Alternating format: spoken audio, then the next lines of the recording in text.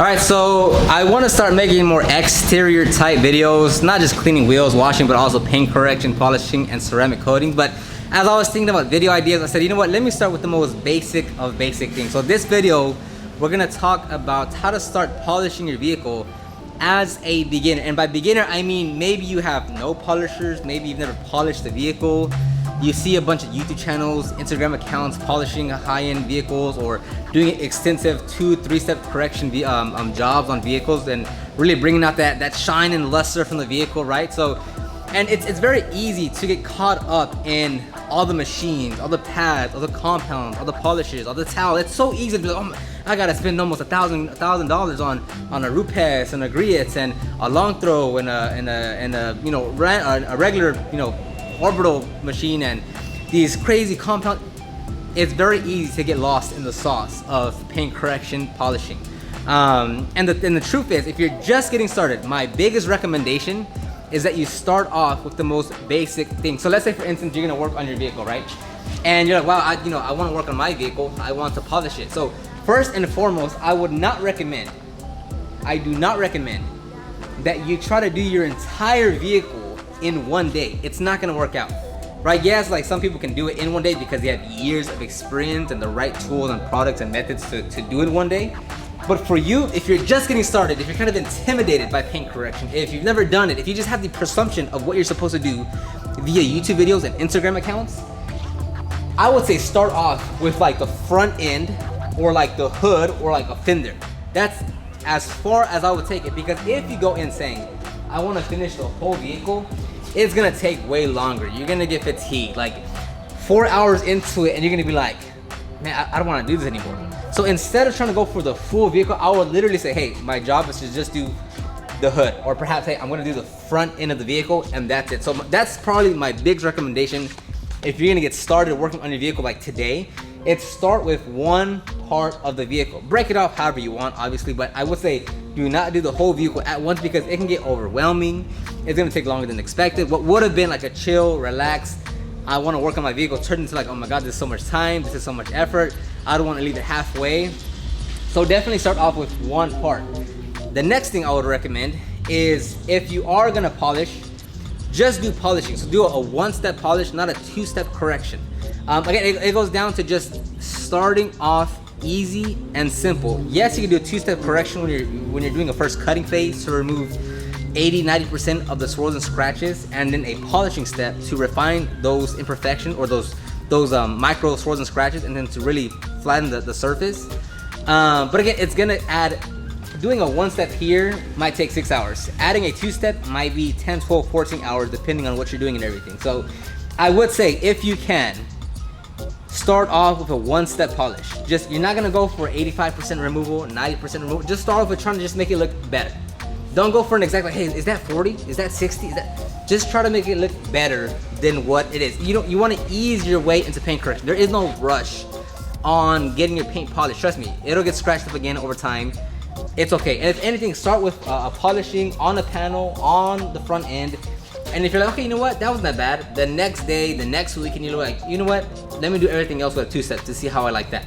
So start off with a portion of the vehicle.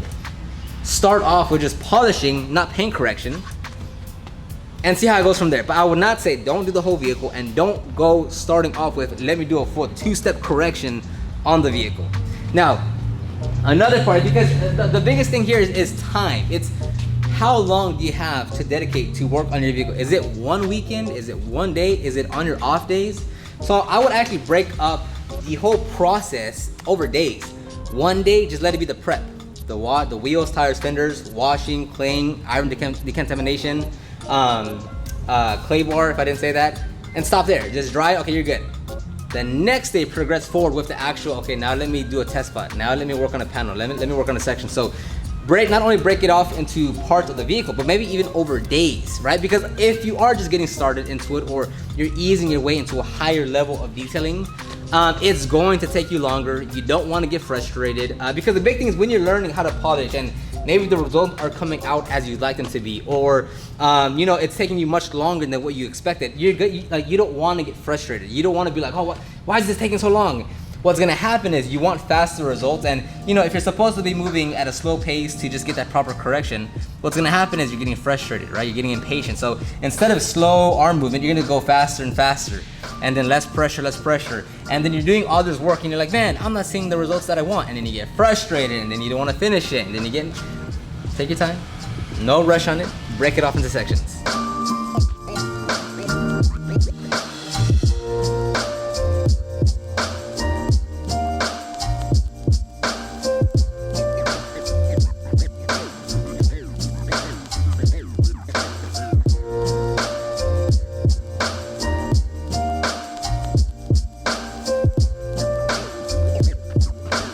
Now you might be saying, okay, so what kind of tools and product and polisher do I need? Okay, so look, again, I am of the mentality that you want to keep things super simple. So basically, any compound or polish, whichever system you're running, as long as you're getting it from a reputable, quality brand, Malco, Shine Supply, Meguiar's, 3D, is that a brand?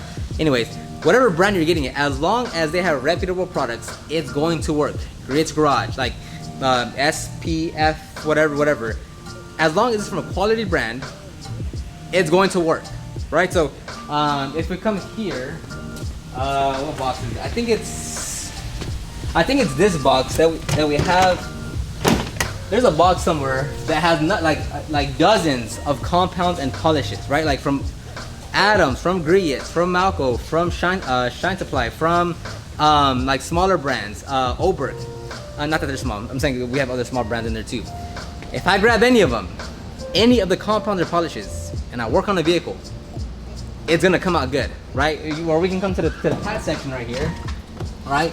I can grab any pad, whether it's cutting or polishing, and the results are gonna come out good. Why? Because I am not putting an emphasis on, well, it has to be this exact pad in order to get the proper results, and it has to be this exact polishing pad to get the proper results. It's not that. It is not that. It is, you get the results that you want based on your skills and knowledge, not what it, so like I could close my eyes and like reach into any compound cutting disc, grab it, go work on it, and I'll get the results that I want, right? If you want to get granular based off experience, you're like, yeah, you know what, I like the way this one cuts, or this one finishes, or this one dusts less than this one. Yes, of course, like I'm not arguing that, but overall, as a general consensus, it's not the exact pad and compound that you're using. It is the skills and knowledge that you have. So if you're not getting the results that you want on your vehicle, it's not saying, well, you know what, I should get the Adams, not the Grit. It's not that. It is your skills. It is your execution of the technique that is hindering your results, right? So same thing with the towel. So here's the thing, like, I don't want you to get overly complicated, like overcomplicate the process of tools, products, pads, right? So what I recommend to you, right, so as far as the polisher, we're limited because all the other polishers are in the van. So I only have a few here to show you. So I have a few long throws, and I actually I don't have the one that I'd want to show you, which I would say start off, I don't have the one that I want to show you, but start off with just a 8mm throw. So that's going to be like a Grit's Garage GG6, their G9. They both run for about $150.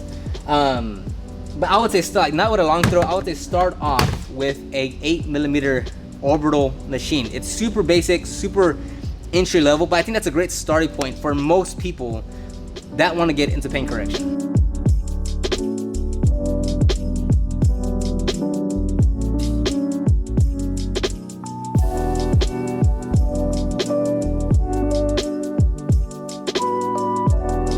So if you want a few recommendations, right?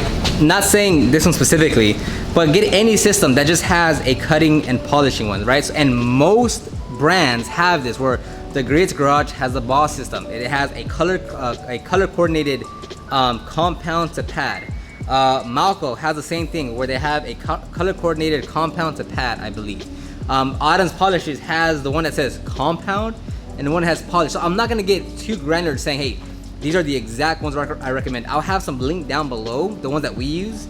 But it's not to say like, these are the specific ones, because I'm telling you, between this one and the 17 other combos that we have, they all work. So just look for a literally, do not overcomplicate this. I'll link some down below that we use, but you don't have to overcomplicate. Like, do not spend hours and hours trying to figure out what is the best one. What's most important is that you take your time, you're patient with your work, and you try to do the best that you can in very small sections. That in itself will triumph the right combo of pad or polish.